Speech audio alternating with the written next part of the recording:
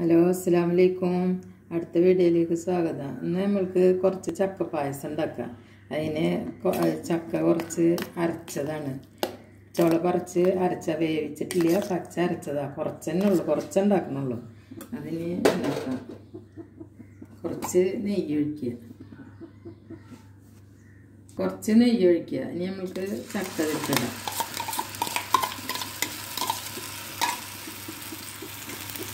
നന്നായി ഇളക്കുക, നന്നായിട്ട് വരട്ടെ ചക്ക.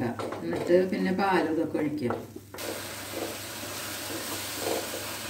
ഇപ്പോൾ കുറച്ച് ചക്ക വാടി വന്നിട്ടുണ്ട്. നമുക്ക് ശർക്കര ഒഴിക്കുക, മധുരത്തിനനുസരിച്ച് ഒഴിക്കുക കേട്ടോ. അത് 1.5 അച്ചെടുത്തിട്ടുള്ളൂ.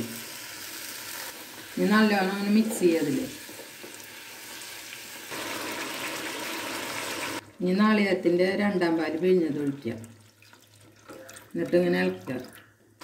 കുറച്ച് പശുവും പാൽ ഒഴിക്കുക, കുറച്ച് മതി. ഇനി പായസമായി. ഇനി നമുക്ക് 1ാം പാൽ ഒഴിക്കുക. ഇനിയും കട്ടി വേണമെങ്കിൽ കുറച്ച് മൈദ അല്ലെങ്കിൽ അരിപ്പൊടിയോ അല്ലെങ്കിൽ കോളിഫ്ലവറിൻ്റെ പൊടി എന്തെങ്കിലും ഒഴിച്ചാൽ മതി, കലക്കിയിട്ട് ഒഴിച്ചാൽ മതി. അപ്പോൾ ഇത് അത്യാവശ്യം കട്ടിയുണ്ട്. ഇനി ഓഫാക്കുക. അത് 2 ഏലക്കായ ഇട്ടിട്ട് നമുക്ക് ഓഫാക്കിയിട്ട് ഇനി അണ്ടിപ്പരിപ്പ് മുന്തിരി വറുത്തിടാം. ചട്ടി ചൂടായി കുറച്ച് നെയ്യ് ഒഴിക്കുക, അണ്ടിപ്പരിപ്പ് ഇടാം, മുന്തിരി ഇടാം.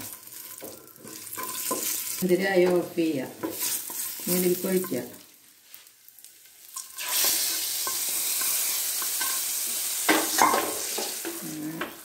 പായസം റെഡിയായി. ഇനി ഇതിലേക്ക് നാളികേരം കൊത്ത് വേണമെങ്കിൽ ഇടാട്ടോ, ഇഷ്ടമുള്ളവർക്കേ.